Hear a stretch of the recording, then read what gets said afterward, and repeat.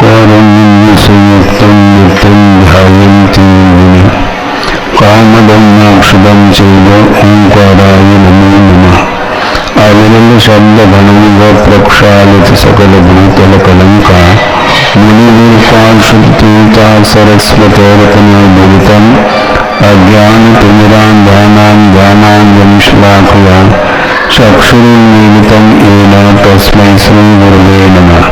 परम गुरुभ्यो नमः परम्पराचार्यगुरुभ्यो नमः। सकलकलस्मिद्वंशकं श्रेयसां परिवर्धकं धर्मसम्बन्धकं भद्रजीवनप्रबोधकारकमिदं शास्त्रं श्री पंचास्तिकाय नामधेयेन अस्य मूलग्रन्थकर्तार श्री सर्वज्ञदेवाः तदुत्तरग्रन्थकर्तार श्री गणेन्द्रदेवाः प्रतिगणेन्द्रदेवाः तेषां वचोनुसारमासाद्य श्रीमद् आचार्य प्रवर श्री कुंभकुंडदेवै दीक्षितं मंगलम भगवान वीरो मंगलम गौतमो बलि मंगलम कुंडकुंडादि वेणुधर्मस्तु मंगलम सर्वमंगलमांगल्यं सर्वकल्याणकारकं प्रधानं सर्वधर्माणां वैनं वैतुशासनं कोटिशतं द्वादशैव कोटि लक्षानि शीतस्तदिकानि चैव पञ्चाशदष्टौ च सहस्रसङ्ख्यामेतत्सुतं पञ्चपदं नमामि। अरहन्त भासिवत्तं गणः देवी वन्तियं सन्नं पन्मामि भक्तियुक्तो सुज्ञानमहोमहिं संसा ईशान्य मंत्रे सुभवती कांसुलोदसालोचन अंगोअंगपैने पाउडय परिम सुप्त परमाणुगोदय चुया चैव सुप्तते पुण्यमुखान सैनिचकर मंचने पूजेनी वंदानी नमंसामि बुकको कन्नको मुहुलाओ स्वदैगमनं समायमरणं जन्म संपत्ति भूतमध्यम अथो अपराणिक स्वाध्याय वेलायाम श्रीमद आचार्य भक्ति कायी संगम करूंगी।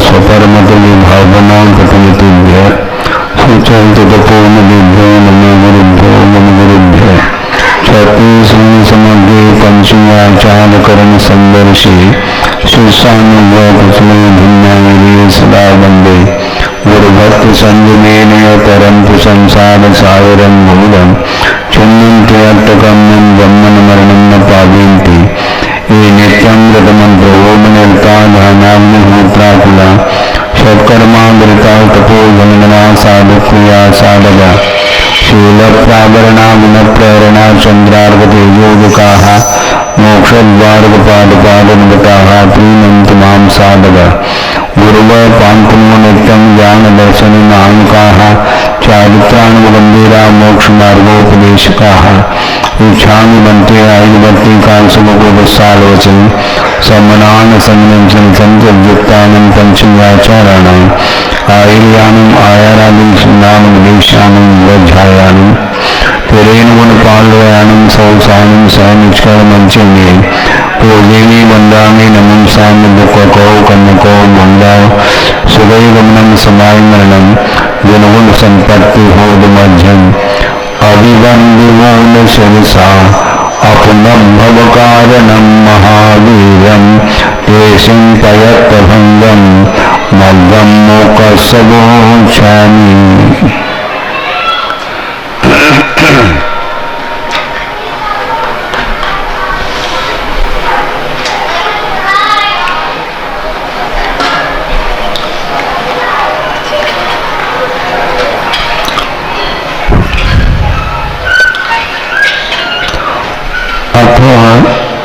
निर्विकार परमात्म सम्यक श्रद्धान ज्ञान अनुष्ठान रूप निश्चय मोक्ष मार्गात विलक्षणे बंधाधिकारे जमसोहम इत्यादि गाथात्रयेण समुदाय पात्मिका।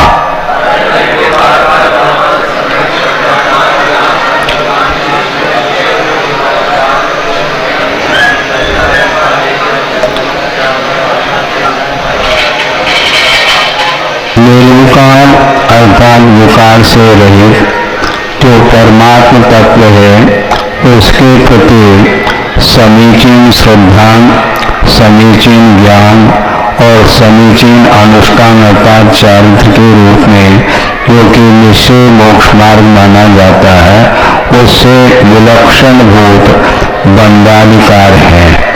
बंधाधिकार में जम सोहम इत्यादि 3 गाथाओं के माध्यम से एक प्रकरण चलेगा। 9 पदार्थों का वर्णन चल रहा है, क्रमशः पुण्य और पाप का भी वर्णन हुआ।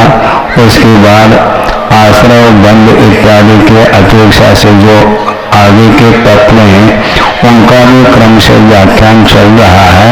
तो यहाँ पर संवर और मुद्रा तत्व का व्याख्यान पूर्ण हुआ है। अब बंधाधिकार प्रारंभ कर रहे हैं। अथ बंध स्वरूपम कथयति। अब बंध का क्या स्वरूप है, इसका कथन किया जा रहा है।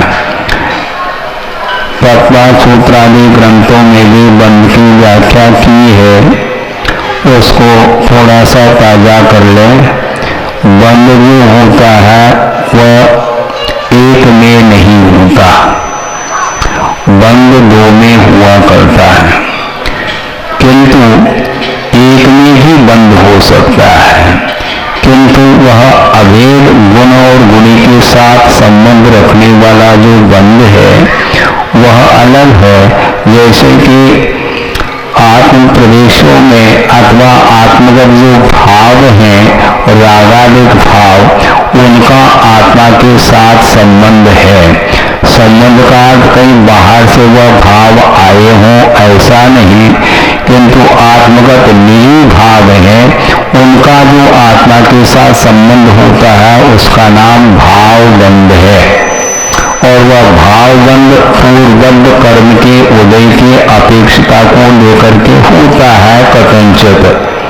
ऐसा नहीं कि एकांत से कर्म के उदय से बंद हो रहा है ऐसा कह दो, ये भी बात बनती नहीं है।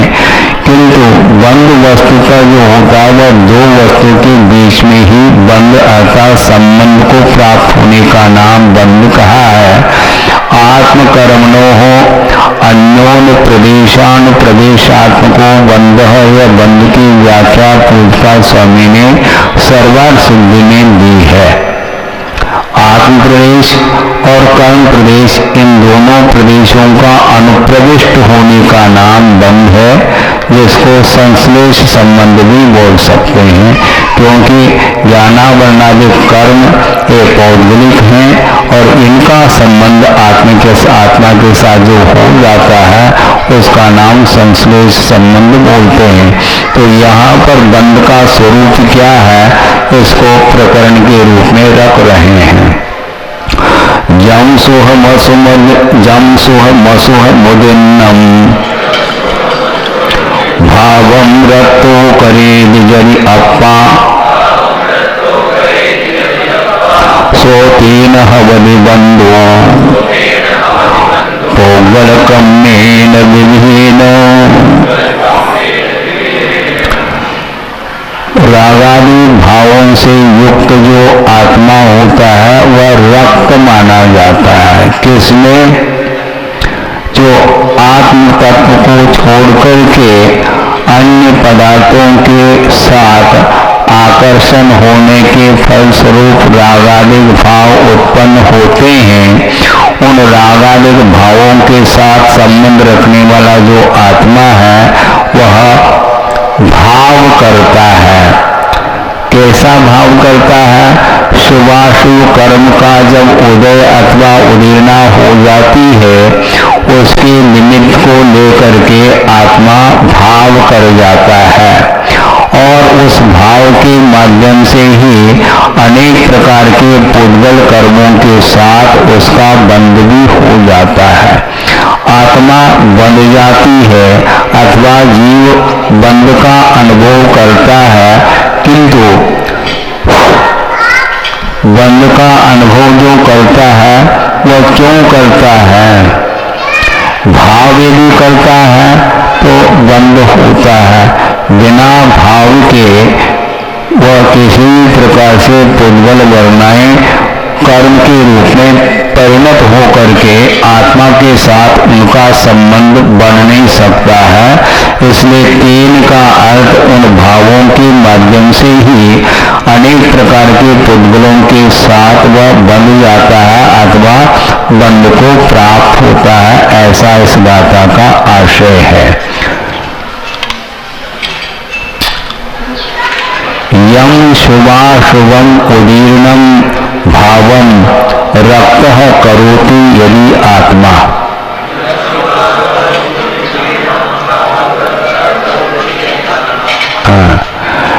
शुभाशुभ जो भाव है वह पूर्वबद्ध कर्म के उदय अथवा उदीर्णा को लिए हुए भाव होते हैं।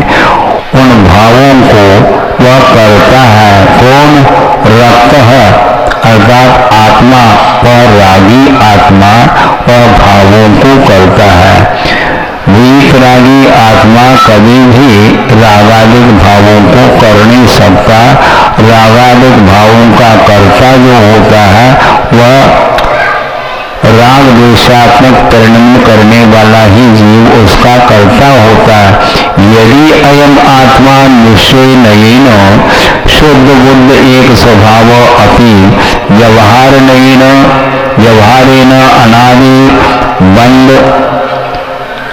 अनादि बंधन उपाधि वशात रक्त सन।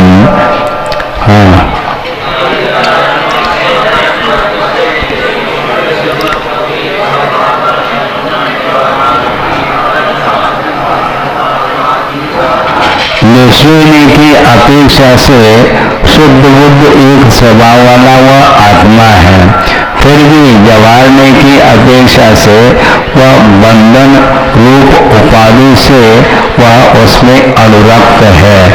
रागादिक भाव में उस अनुरक्त होता हुआ निर्मल ज्ञानानंदादि गुणास्पद शुद्धात्म स्वरूप परिणते है पृथक भूतम उदयागतम शुभाशुभम वा स्वसंयते शुतो भूत्वा भावम परिणामम करोति।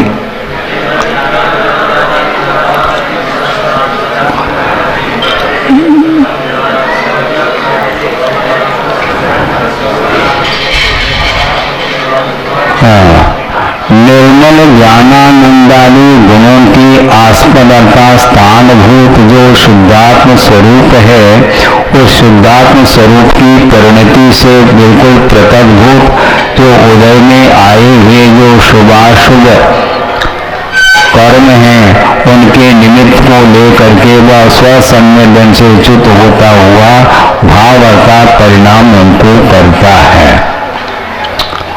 भावों को करने के लिए कोई भी व्यक्ति बाध्य नहीं कर सकता। इसको हमेशा ध्यान में रखना चाहिए। कई लोगों की ये धारणा होती है और चर्चा के दौरान अपने अपने धारणा को सामने रखते हैं कि कर्म की उदय के कारण ही यह सब कुछ चल रहा है संसार। कर्म की अनुदय में तो चल नहीं सकता, किंतु कर्म के उदय में नए सिरे से जो भाव रागादिक भाव जो उत्पन्न हो रहे हैं, वे कर्म के कारण हो रहे हैं, ऐसा एकांत नहीं है।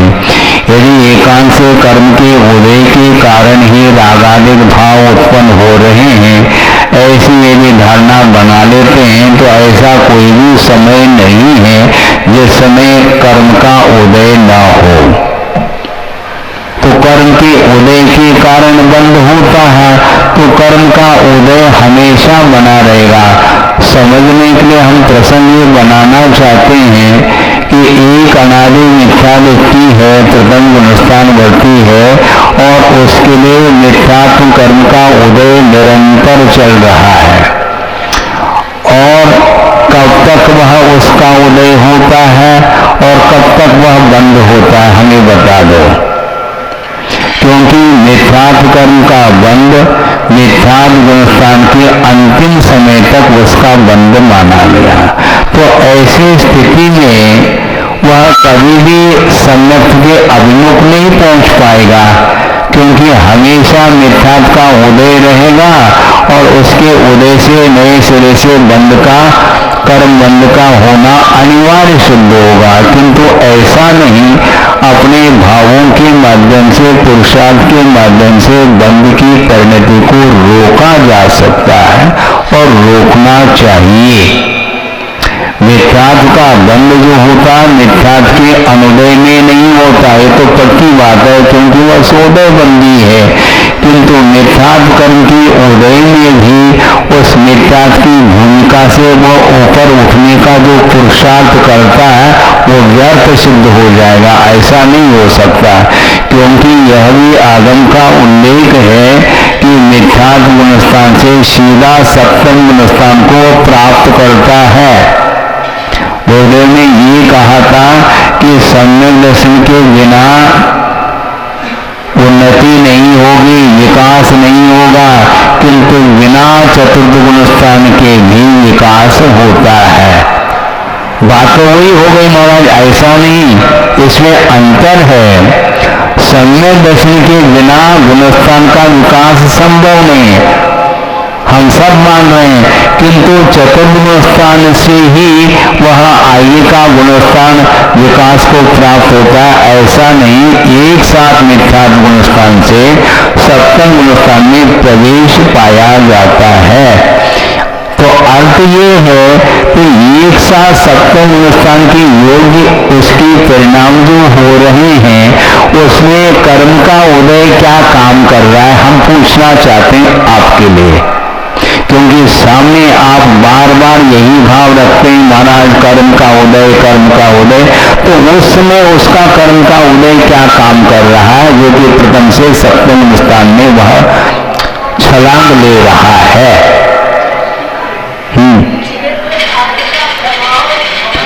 क्या? हाँ, भाव निमित्त तो उसके पास भी है ना, क्योंकि आपको सम्यक दृष्टि है ना, बिल्कुल पक्की बात है। असम्यक दृष्टि होकर के लिए आपके लिए बाहरी निमित्तों का प्रभाव पड़ रहा है, तो मिथ्या दृष्टि को नहीं पड़ेगा क्या? तो मिथ्या दृष्टि को भी बाहरी जो वातावरण का यदि प्रभाव पड़ता है, एकांत से ऐसा मान लिया जाए, तो उसका प्रथम स्थान में से सप्तम स्थान में जो उसका जो विकास हुआ है गुणस्थान संबंधी वह कैसा संभव है?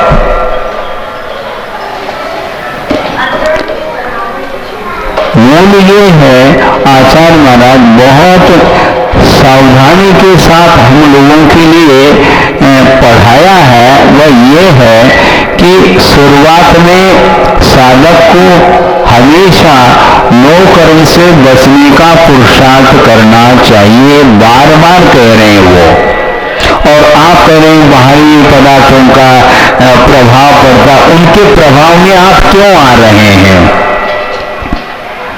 आखिर वो कहाँ जाएंगे? संसार में फिर आप अकेले रहेंगे क्या? तभी साधना कर पाएंगे। तो संसार में कोई दूसरा व्यक्ति रहेगा नहीं, क्योंकि वह रहेगा तो हमारे लिए योगदान उपस्थित होगा, उसके द्वारा मुश्किल हो जाएगा,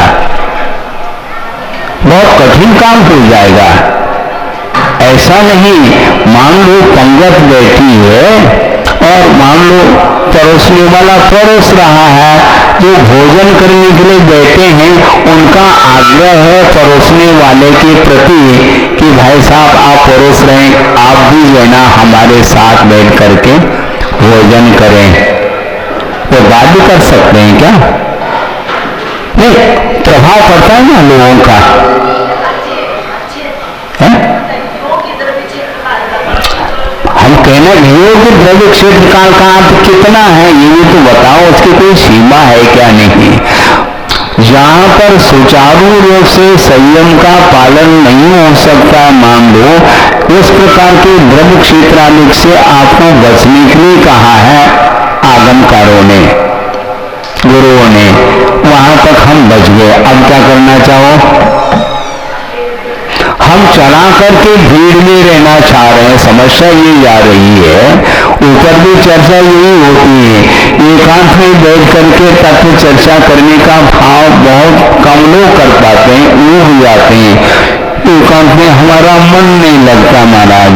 तो 4 व्यक्ति हो तो आपका मन लग रहा है, तो 4 व्यक्ति से आप प्रभावित है क्या? नहीं है। तो आप स्वयं ही प्रभावित होते चले जा रहे हैं। कौन रोक रहा है आपके लिए? दूसरे के ऊपर क्यों ठोको? हम स्वयं प्रभावित हो रहे हैं दूसरों से, चाहे वह चेतन पदार्थ हो चाहे अचेतन वस्तु हो। किसी भी प्रकार से बाह्य पदार्थों से हम स्वयं प्रभावित हो रहे हैं। ये हमारी कमजोरी है, इसको स्वीकार कर लेना चाहिए। एकांत रूप से दूसरे को दोष देना ठीक नहीं माना जाता, क्योंकि सम्यक दृष्टि हमेशा भूमिका के अनुरूप यदि मान लो पंचम मुस्कानवर्ती है आप जैसे, तो उसको तो वह तो यही सोचता है कि विपाक विषय धर्म ज्ञान मुझे करना है, क्योंकि कर्म का उदय आता है और उस कर्म के उदय के कारण यह विपरीत परिस्थिति बन जाती है। ये दूसरे का कोई इसमें दोष नहीं, अंतरंग कर्म बलवान होता है। इसलिए बनती कोशिश उस माहौल से हम जितना बच सके उतना बचे, किंतु एकांत रूप से आप कहीं भी जाना चाहो तो एकांत मिलेगा नहीं।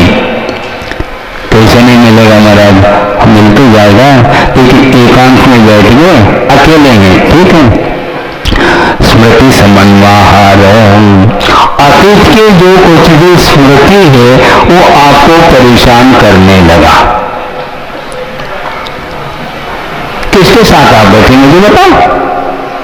और एकांत में बैठ करके भी वह तनावपूर्ण स्थिति में आ सकता है, पक्की बात है। क्योंकि अतीत में जिस व्यक्ति के साथ जो घटनाएं घटी हैं उनको लेकर के उसके परिणाम जो है ना वह मलिन होते चले जा रहे हैं। वहां पर कौन सा अनुकरण, वहां पर माहौल जो है हमें प्रभावित कर रहा है। वहां पर कौन सा माहौल है? आप स्वयं प्रभु के चरणों में बैठे, वहां पर कोई नहीं है, ठीक है। तो वहां पर आपका मन लग रहा है, जब तक लगेगा फिर बाद में आपका मन नहीं लगता। तो वहां पर कौन सा परिसर है, किसने प्रभावित किया आपको? जबकि जिन का प्रभाव पड़ना चाहिए वो तो दूर रहा, और अन्याय जो भाव हैं स्मृति के विषय बनते चले जा रहे हैं, उसके कारण वह गाफिल हो रहा है। इसलिए यथा योग्य हम विपरीत वातावरण से बच सकते हैं, बचना चाहिए। प्रारंभिक भूमिका में इस प्रकार गुरुदेव ने कहा, कई बार कहा। इसके बाद ये भी उन्होंने कहा कि बचने की भी एक सीमा होती है, बचने की भी एक सीमा होती है। तो कैसे बचेंगे? तो उनका ये कहना था किसी को हटाओ नहीं, अपने उपयोग को हटाओ। यह भी जो पुरुषार्थ नहीं हो सकता तो फिर उसको हम नहीं समझा पाएंगे। चला चला करके हम विपरीत वातावरण में रहते हैं और फिर भी कहते हैं हमारा मन नहीं लग रहा, कर्म का उदय, कर्म का उदय। इस प्रकार कर्म के ऊपर आप ठोकते चले जाएंगे तो कैसा होगा काम, मुझे बताओ। समझें क्या नहीं? इसमें कुछ है बाकी? क्योंकि ये जो कुछ भी मैं कह रहा हूं जो उन्होंने कहा उसको केवल हम रिपीटेशन, पुनरावृत्ति करने और उनमें करने के लिए कहा, क्योंकि दूसरे के प्रति भी कर्तव्य का पालन करना है तो आगम के अनुरूप और वेदों के आचार्यों के, पूर्वाचार्यों के आदि उनके जो संकेत हैं उनको आप जो चाहता है विकास करना उसके सामने रखते जाओ कर्तव्य की दृष्टि से। इसके उपरांत उसका जो कुछ भी विकास होना है वह उसके पुरुषार्थ के ऊपर निर्धारित है। इससे ज्यादा हम कुछ भी नहीं कर पाएंगे। अब यही तो समस्या है ना, परिवार में रहे तो यथा योग्य आप कर पाएंगे, परिवार को छोड़ करके किसी आश्रम आदि में आ जाएंगे, साधिका आश्रम आदि में यदि मान लो आप आ जाएंगे तो परिवार भूल सकते हैं आप, वो आग्रह को भूलना पड़ेगा, फिर बाद में परिवार को हम भूल पाएंगे। मुख्य बात तो ये है, क्योंकि आपने रखा तो फिर आ गए हम बिल्कुल। अब क्या करेंगे? वही तो है, तो ये तो कहा जा रहा है ना, जहां पर आप रहना चाहते हो वहां पर तो वह परिसर वह आपके अनुकूल नहीं है, क्योंकि प्रभावित कर रहा है।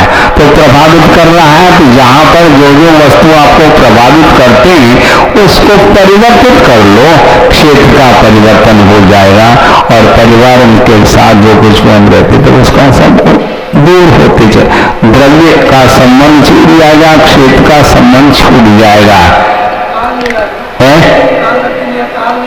ये काल आएगा आएगा, ये काल लब्धि यदि कहोगे तो हम मौन इसलिए होंगे क्योंकि काल लब्धि नहीं है बोलने के लिए भी, तो बोलने के लिए भी तो काल लब्धि चाहिए ना, तो हम क्या करेंगे? हम भी मौन हो जाएंगे, जैसे बिजली गोल हो जाती ना, तो गोल हो जाएंगे हम, क्यों बोलने का हमारा काल लब्धि नहीं बोलने के लिए।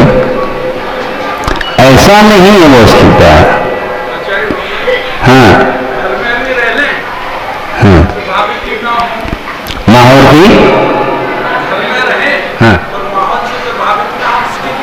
हाँ, तो वही क्यों रहना चाहते हैं आप? हाँ कोई बात नहीं, संसार में और कोई जगह नहीं है क्या आपके लिए कम पड़ रही जगह? नहीं, भोपाल के अलावा इतना लंबा चौड़ा भारत है। हाँ, इंडिया नहीं भारत को कहा गुरुदेव ने, भारत बहुत लंबा चौड़ा है, तो भारत के किसी भी कोने में रहो ना, आप अपने घर में रह करके भी कर सकते हैं, वो कहना नहीं चाह रहे हैं। नहीं, घर में रह करके कर सकते हैं, हम समर्थन करते हैं घर का, हाँ, लेकिन ध्यान रखो निज घर का। हाँ, यही तो समस्या है। पहले अब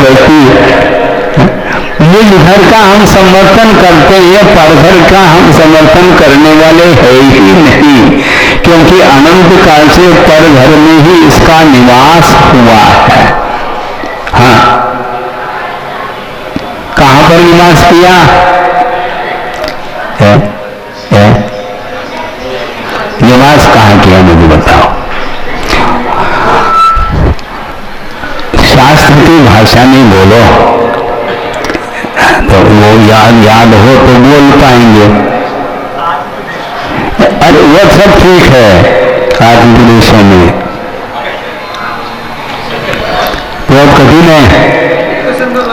आत्मोपदेशों में क्या, वो तो अभेद हो गया ना, अभेद षटकारक का प्रयोग कर रहे हैं आप। वस्तुतः हम रह कहाँ रहे हैं? आत्मा नहीं।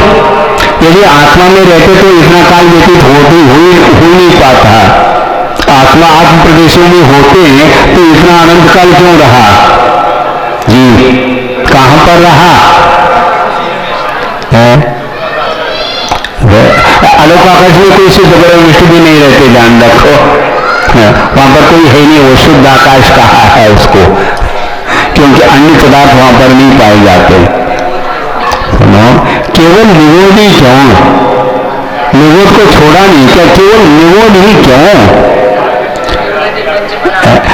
बोल ये है, आवसामी भवन, संसार में रह रहा हूं भगवान, आचरण मशुभम नित्यम दुख मनात्मान, आवसामी भवन, भव अर्थात संसार में मैं रह रहा हूं जो कि शरण लेने योग्य नहीं है, अशुभ है, अनित्य है, दुखरूप है, ऐसे संसार में मैं रह रहा हूं।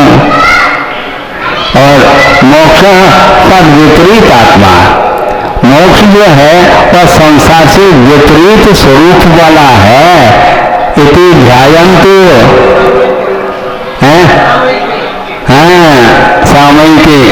सामयिक हो तो सामयिक में करेगा वो।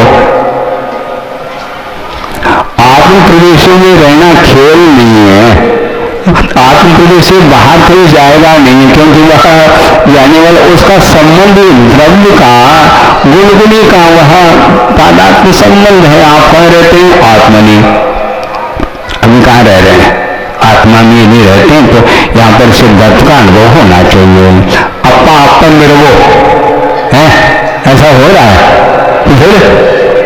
यदि आत्मदेशों में रह रहे हैं तो द्रव्य संग्रहकार को ये कहने की आवश्यकता नहीं कि अपा आपन निर्वो, क्योंकि आत्मदेश में रह रहा है ना, वो कहने की आवश्यकता है उसको। माँ चित्त माँ चिंता इत्यादि कहने की आवश्यकता नहीं। वो आत्मा में रहता रहा है, वो आत्मा को छोड़ करके अन्यत्र ही रह रहा है। उसका वास जो है, निवास स्थान है, एक ही स्थान है उसका, संसार।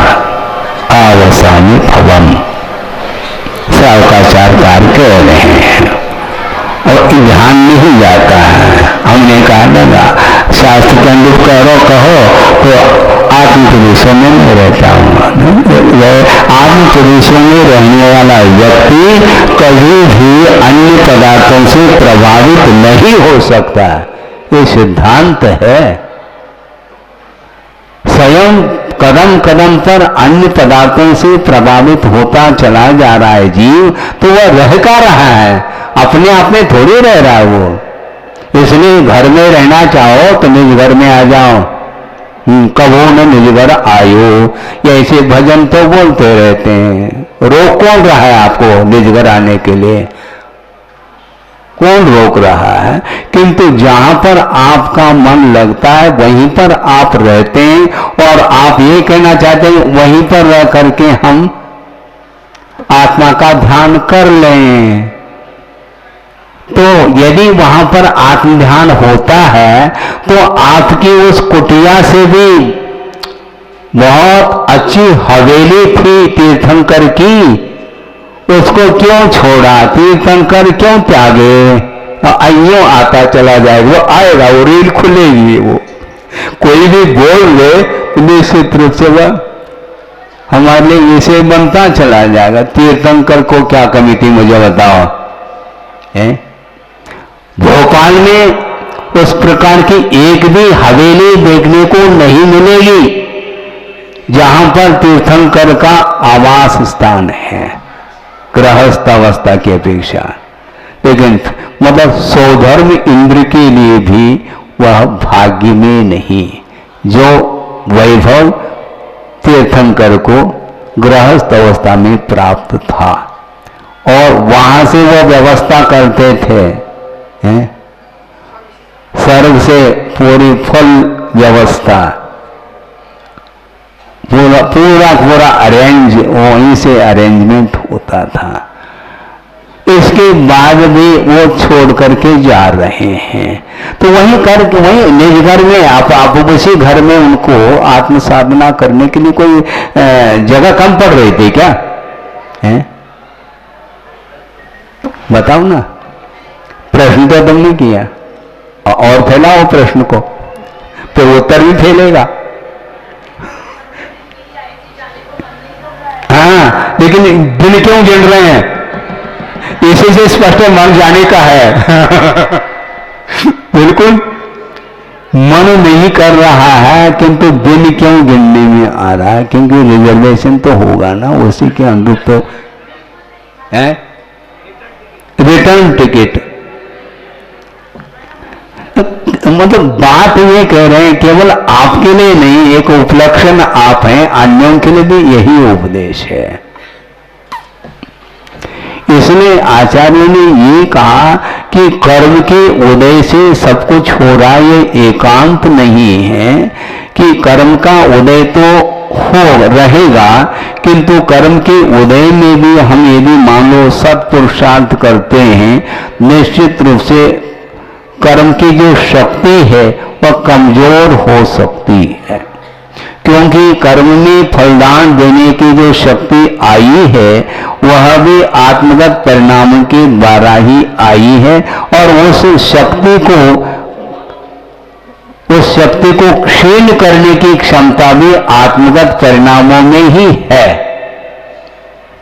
हाँ, दर्शन मोनी की क्षपना करने के लिए कोई दूसरा व्यक्ति आ जाए, फावड़ा चलाने लग जाए, ऐसा नहीं है वो। मान लो समोशरण में है, मनुष्य है और कई मनुष्य वहां पर है, और दर्शन मोनी की क्षपना करने की बात आती है, तो एक दूसरे को सहयोग दे सकते हैं वो।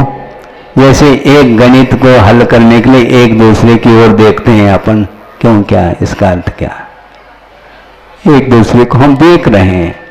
इसी प्रकार दर्शन मुनि की क्षपना के लिए एक दूसरे की ओर देखो वहां पर, क्यों बात कट रही इसलिए हंसी आ रही, तो क्लियर कट है। हाँ, संभव नहीं है ये पेपर दूसरे को देख करके लिखने वाली बात थोड़ी है। यहाँ पर स्वयं के परिणाम हैं।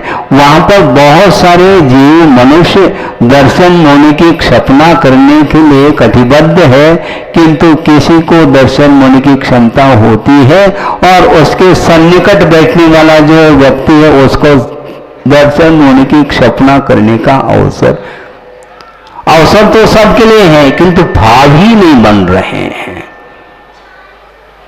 हाँ, इसलिए भाव मुख्य है, क्योंकि कर्म का उदय तो सभी के पास है, किंतु उसका क्षय करने का जो भाव है वो आपके भीतर होना चाहिए ना। आपके लिए सहयोग, महाराज कोई न कोई सहयोग चाहिए ना, तो तीर्थंकर बैठे हैं ना सहयोग के लिए, उनके पादमूल में बैठे हैं, एक दूसरे के पादमूल में थोड़ी बैठे हैं आप। तो तीर्थंकर के पादमूल में बैठने के उपरांत भी आपके भीतर परिणाम उत्पन्न क्यों नहीं हो रहे, बहुत बड़ा प्रश्न चिन्ह है। अब किसी को हो रहा किसी को नहीं हो रहा, ये तो समस्या है ना, है? तो गुरु नहीं, वहां पर तीर्थंकर बैठे, परम गुरु, अस्य मूल ग्रंथ कर्ता रश्मि सर्वज्ञ देवा, बाद में गणधर देवा, फिर प्रतिगण देवा, फिर बाद में उत्तरवर्ती आचार्य आएंगे। क्या कहना चाहो, बात बनेगी नहीं, इसलिए शांति से सुनिए आप। प्रयास तो आपने काफी किया, लेकिन संभव नहीं, क्योंकि उनसे बढ़कर के और कोई भी बहिरंग निमित्त सॉलिड नहीं है। इसलिए केवल दुगंते ऐसा कहा, केवली अथवा श्रुत केवली के पादमूल में ही दर्शन मुनि की क्षपना अथवा तीर्थंकर प्रकृति का बंध होता है। तो पादमूल में सभी लोग क्यों नहीं कर रहे हैं? कर्म का उदय महाराज। अच्छा, जो तीर्थंकर प्रकृति का बंध कर रहा है उसके लिए कर्म का उदय नहीं है, बाकी सबके लिए कर्म का उदय है।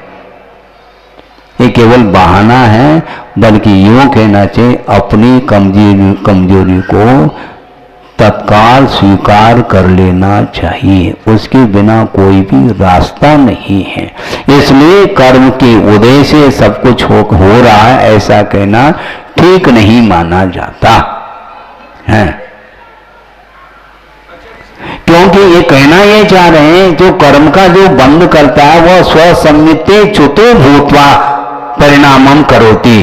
अपने स्वसंवेदन से जब जीव च्युत हो जाता है उस समय रागादिक परिणामों को करता है, जो च्युत नहीं होता वह कर नहीं सकता। ये सिद्धांत है। इसके अलावा कोई भी आपकी जिज्ञासाएं बोलो क्या?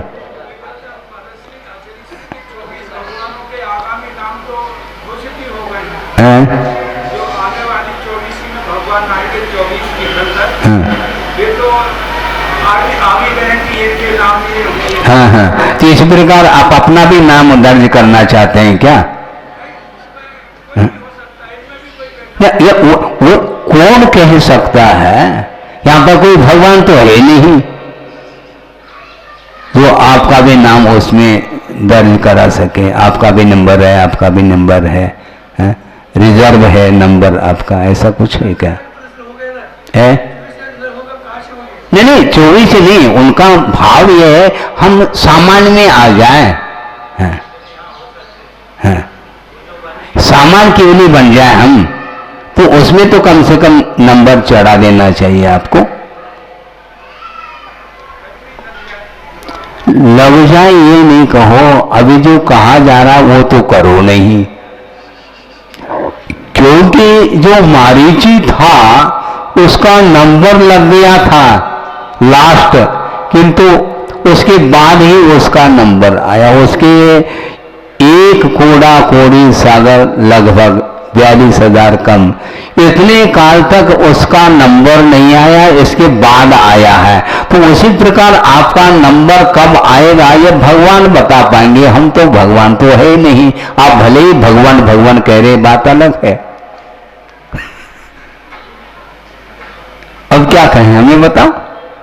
इसलिए स्वसम्मिति से जो चित्त होता है वह निश्चित रूप से भावों का कर्ता सिद्ध होता है। तदा स आत्मा तीन राग परिणामीन कर्तृवृत्तिन बंधो भूति।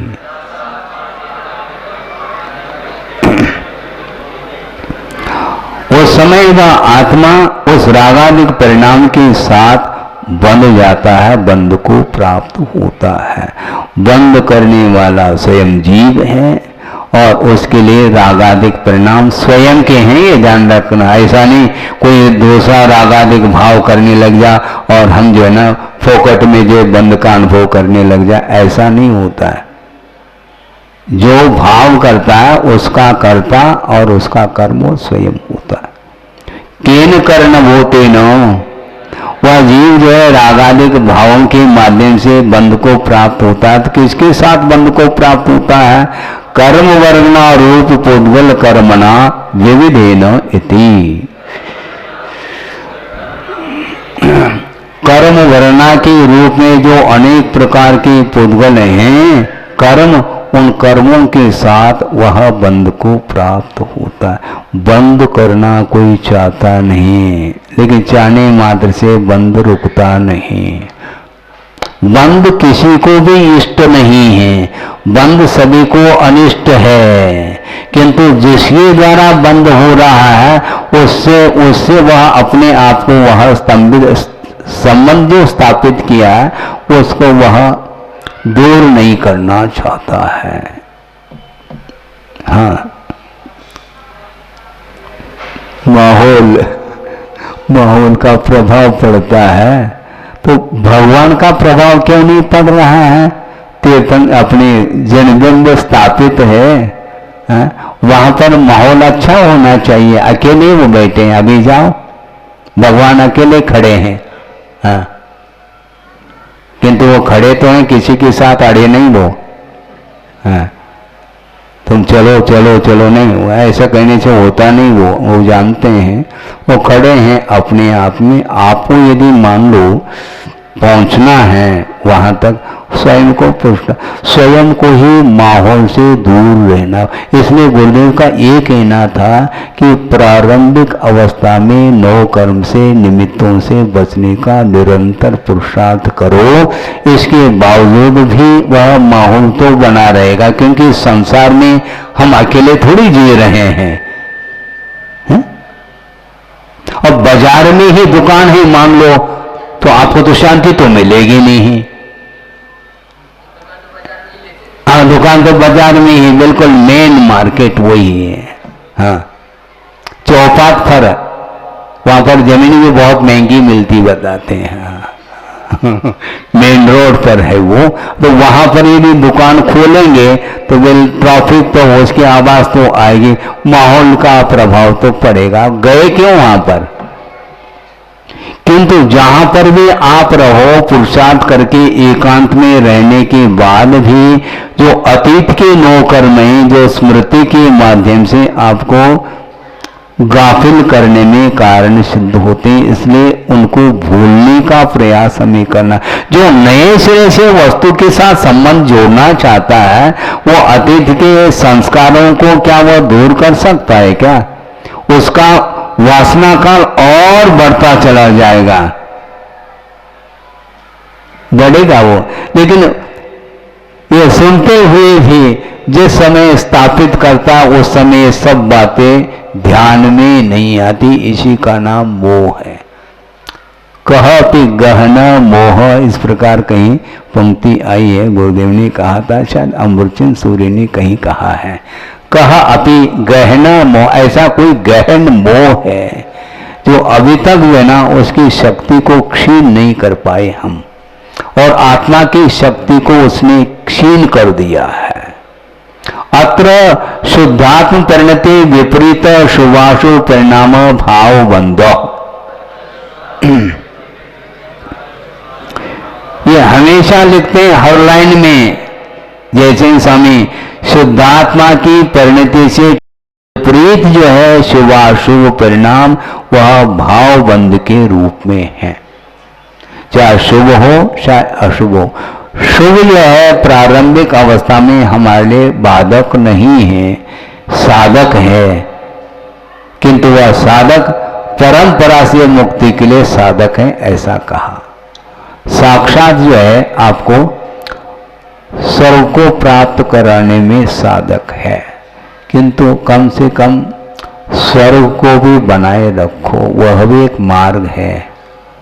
क्योंकि वैमानिक देव उस पर्याय को प्राप्त करना भी बहुत कठिन होता है। हाँ, हालांकि मिथ्यात्व के साथ भी वैमानिक देवों में उत्पन्न हो सकता है, किंतु उसके पीछे एकमात्र निदान है, पापान बंदी पुण्य है। उसके कारण उस प्रकार के वैभव को प्राप्त कर रहा है, कालांतर में वह गाड़ी उसकी रिवर्स होगी। इसलिए पुण्यानि बंदी पुण्य के द्वारा, क्या कह रहे हैं, पुण्यान बंदी पुण्य के द्वारा प्रथम स्वर्ग में जाना हमारे लिए मंजूर है, किंतु पापान बंदी पुण्य के माध्यम से नवे ग्रह की ऊंचाई को छूना हमारे लिए इष्ट नहीं है। 33 सागर के आई महाराज, हाँ 33 है ना, वहां पर इससे कई गुना सुख मिलेगा, किंतु बाद में रिटर्न टिकट क्या है, परंपरा से पुनः वह उसी संसार में परिभ्रमण करेगा। बहुत कठिन है, इसलिए बहुत गहराई के साथ चिंतन करो, तो आपको हमेशा जो है ना ये पदार्थ आपको परेशानी में डालेंगे। इसलिए इंद्रिय व्यापार को रोको। पहला मन जा रहा है तो उसकी चिंता मत करो, आंख मीचो, तो महाराज वही झलकता है, नहीं झलकेगा वो, आंख मीच करके फिर आप चिंतन करो। अथवा आंख नहीं भी मीचना चाहो तो ग्रंथ खोल करके आप पढ़ते रहो। यह इंद्रिय का व्यापार नहीं माना जाएगा, इसके माध्यम से हमारा संयम बना रहेगा, इंद्रिय संयम। क्योंकि विषयों के साथ जो इंद्रियों का व्यापार होता है उसके माध्यम से राग की उत्पत्ति होती है, किंतु अनुप्रेक्षा करते समय अथवा शास्त्र खोल करके हम आगम का अध्ययन आदि करते हैं, स्वाध्याय आदि करते हैं, उस समय आपके परिणाम नियंत्रण में हैं। उस समय वो याद नहीं आएगा, क्योंकि इसी में उपयोग लगाना है। मन नहीं लगता, मन लो उच्चारण करके पढ़ो, अपने आप ही मन उसी में टिकेगा। उच्चारण करते हुए पढ़ेंगे तो मन में जो आ रहा था भाव वह समाप्त हो जाएगा। मतलब आचार्यों ने कितना सरल जो है रास्ता बता करके हम लोगों के सामने दिया है, इसके बाद भी हम उधर नहीं जाना चाहते हैं तो फिर कोई उपाय ही नहीं है, कोई भी उपाय नहीं है, इससे बढ़कर के कोई उपाय नहीं है। इसलिए शुभाशुभ भावों का, परिणामों का जो वह परिणाम वह भाव बंध माना जाता है, जो कि शुद्धात्मानुभूति से विपरीत वह बंध माना जाता है। इसलिए शुद्धात्मानुभूति प्राप्त हो अथवा न हो, किंतु हमारा शुभोपयोग निरंतर बढ़ता हुआ रहे। वो बढ़ेगा कैसा महाराज, अपने हमें विस्मय होता है। आचार्यों ने इतने लिख करके चले गए, अभी भी हम पूछते जा रहे हैं क्या है अब आपका उपयोग कहां पर है, हम कहां तक, क्योंकि बताने वाले हैरान हो सकते हैं, कहां तक बताएंगे। तत्वासूत्र का अध्ययन नहीं था, उस समय जिज्ञासाएं थी, वो हो गया पुनः जिज्ञासाएं, और आगे पढ़ते चले फिर जिज्ञासा। लेकिन जो है, जो पढ़ा है, उसमें आपका उपयोग क्यों नहीं रम रहा है, यह प्रश्न है। कहीं न कहीं आपका उपयोग लगा हुआ, तो मैं क्या कर सकता हूं उसमें। इसीलिए बहिरंग कारण तो बहिरंग कारण है, अंतरंग कारण अंतरंग कारण है। इसलिए दर्शन मुनि की क्षपना करने के लिए आपस में एक दूसरे को देखोगे तो दर्शन मुनि की क्षपना नहीं होगी। हाँ, बिल्कुल पक्की बात। हम दूसरे की ओर क्यों, हम स्वयं सेल्फ पुरुषार्थ करें ना, क्योंकि भगवान की ओर भी देखोगे आप तो दर्शन मुनि की क्षपना वो करके नहीं देंगे, तो क्लियर है। यदि इसमें भी क्षायिक सम्यक्त है, हमें वो करके दे नहीं सकेंगे, पक्की बात है? खुद, क्योंकि वो यदि आपके कार्य को उपादान के रूप में करके देंगे तो द्विक्रियावादी हो जाएंगे, दो क्रियावादी। हाँ बिल्कुल, आपके प्यास को बुझाना मेरे हाथ में नहीं। हाँ हाँ, हाँ, ये इसलिए कह रहे ना, परिचय करो क्यों,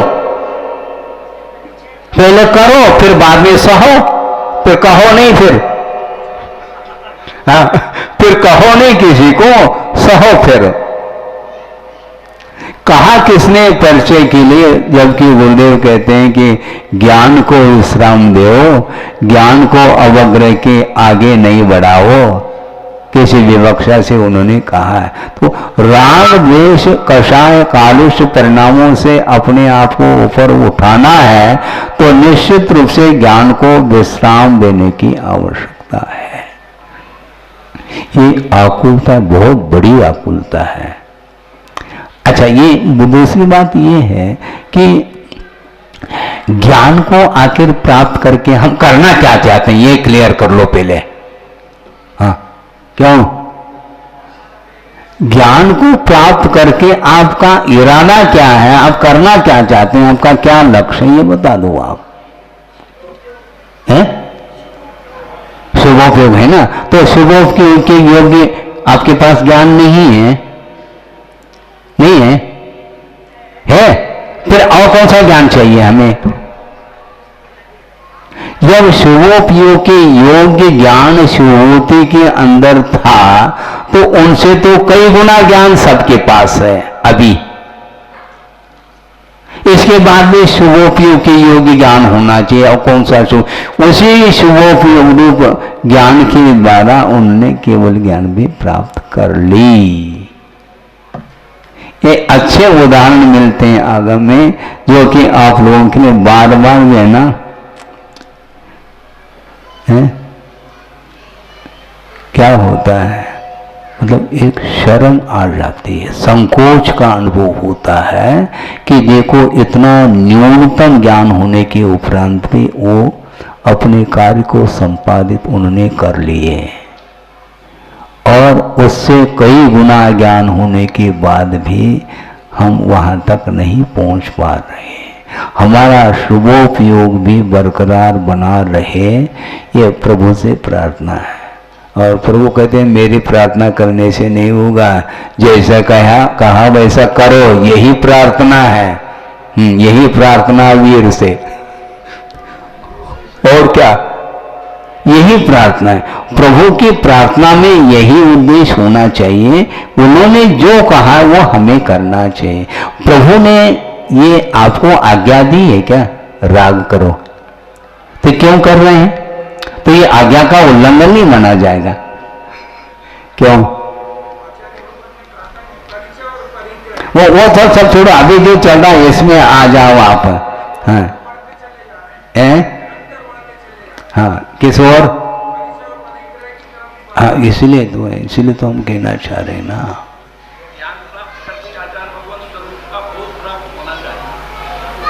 हाँ, वो ज्ञान है क्या नहीं? जो ज्ञान है तो ज्ञान का कार्य करना चाहिए उसको, नहीं है तो अज्ञान है वो। हाँ, ज्ञान का कार्य क्या है? जैसा वस्तु का स्वरूप है वैसा श्रद्धान करना उस ज्ञान का कार्य माना जाता है। और ज्ञान होने के उपरांत भी श्रद्धान, यथार्थ श्रद्धान यदि नहीं है तो वह ज्ञान का कार्य नहीं हो रहा, इसलिए उस ज्ञान को आचार्य कहते हैं वह अज्ञान है, ऐसा कहा। बिल्कुल तो भी पॉइंट में उन्होंने, अब इसमें कुछ भी जिज्ञासा आपकी सब समाप्त हो जाएगी जिज्ञासा। ऐसे ऐसे प्रसंग मिलते हैं, उन प्रसंगों को बार बार चिंतन का विषय बनाने से अपने आप ही विराम मिलता है ज्ञान के लिए। इसलिए कहा कि आखिर ये सब कुछ इतना हम स्वाध्याय आदि कर रहे हैं, किंतु थोड़े बहुत भी बंद करते हैं तो वो सारा विषय डिलीट क्यों होता है? समय पर याद क्यों नहीं आता? याद इसलिए नहीं आता क्योंकि हमने रिवाइज किया नहीं। हाँ, मेमोरी, मेमोरी का अर्थ क्या? मोरी यानी मेरी, और मे का अर्थ भी क्या होता है? मेरा ही होता है। मम में, मम का जो वैकल्पिक रूप है उसका नाम मैं, भवतु में, मेरे लिए हो, तो मैं मोरी। मोरी का अर्थ भी मेरा ही होता है, ब्रज भाषा में मोरी बोलते हैं, बोलते ना, मोरी का अर्थ मेरा और मैं का अर्थ भी मेरा, दोनों मिला दो तो मेमोरी अर्थात स्मृति। ये चमत्कार है भाषा का। तो मेमोरी अर्थात स्मृति, ये इतना सब कुछ करने स्वाध्याय, देखो जो स्वाध्यायशील नहीं है वो उनका विषय अलग है, जो निरंतर स्वाध्याय करते रहते हैं इसके बाद भी वह स्मृति का विषय समय पर क्यों नहीं बन पाता? ज्यादा नहीं, पूरा कंठस्थ नहीं करना है इसको, नहीं तो कंठस्थ करो, ऐसा संभव नहीं तो फिर आकलन खो जाओगे तुम, ऐसा संभव नहीं है। किंतु जो मेन जो बिंदु हैं वो स्मृति का विषय बनना चाहिए, क्योंकि स्मृति का विषय इसलिए नहीं बनता, हम ध्यान से उस विषय को पढ़ते नहीं। पढ़ लिया, हाँ हो गया, आप खोलो तो ठीक है, नहीं तो वो बंद है। क्या? हाँ, हम खोलेंगे तो खुल जाएगा, नहीं तो बंद है वो। तो ऐसा बंद रखोगे तो हम कहां तक खोल पाएंगे उसको? खोलने के लिए कई बार खोला जा सकता है, किंतु समय पर वह आपका खुल जाए स्वयं का। हाँ, क्योंकि ज्ञान दूसरे का ज्ञान काम में नहीं आता है, हम लेंगे तो काम में आता है। हाँ, नहीं तो केवल ज्ञान भी आपके काम में नहीं आने वाला, क्योंकि केवली भगवान ने जो जाना है वो कहा है, वह उनके द्वारा उनके मुख से कहा हुआ जो विषय है वो भी हमारे लिए काम में नहीं आ रहा है। तो ज्ञान किस काम में आ रहा है?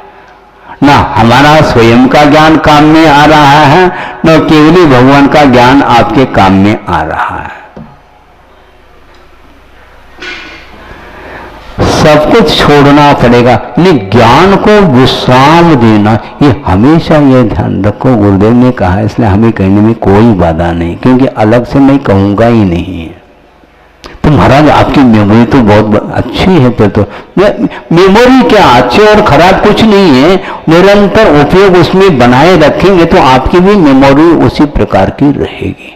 लेकिन क्यों नहीं? क्योंकि अन्यत्र आपका उपयोग बार बार जा रहा है, इसलिए यहां पर जो भी कहा हुआ विषय है वह स्मृति में नहीं रहता, और दीर्घ काल तक यदि मान लो वह विषय उपयोग में नहीं आएगा तो ऐसा लगेगा कि वह अज्ञात है, ऐसा होता है। तो क्या कह रहा था मैं? हाँ, शुभाशुभ परिणामों भावन तन्निमित्तेन तैल मृक्षिता नाम मलबंध इव जीवेन स कर्म पुद्गलानाम संश्लेषो द्रव्यबंध इति सूत्र अभिप्राय।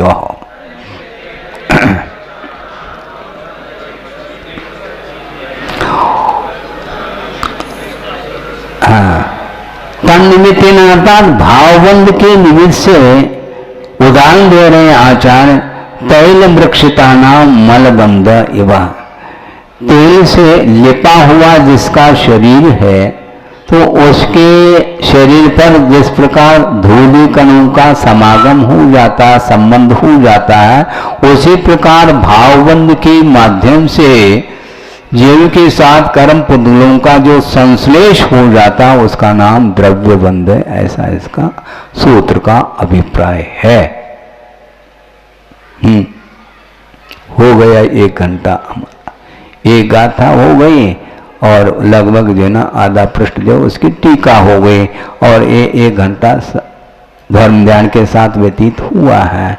और ये धर्म ध्यान के साथ 1 घंटा व्यतीत करना हो तो 1 पृष्ठ आप अकेले पढ़ करके भी व्यतीत कर सकते हैं। महाराज हम नहीं कर पाएंगे, तो यहाँ क्या किया है, ये इन्हीं गाथाओं के माध्यम से तो विषय दिया गया है और क्या दिया है। और जो कुछ भी आपके पास सूक्ष्म है उसी को यहाँ पर अभिव्यक्त किया गया, कोई नया विषय नहीं दिया।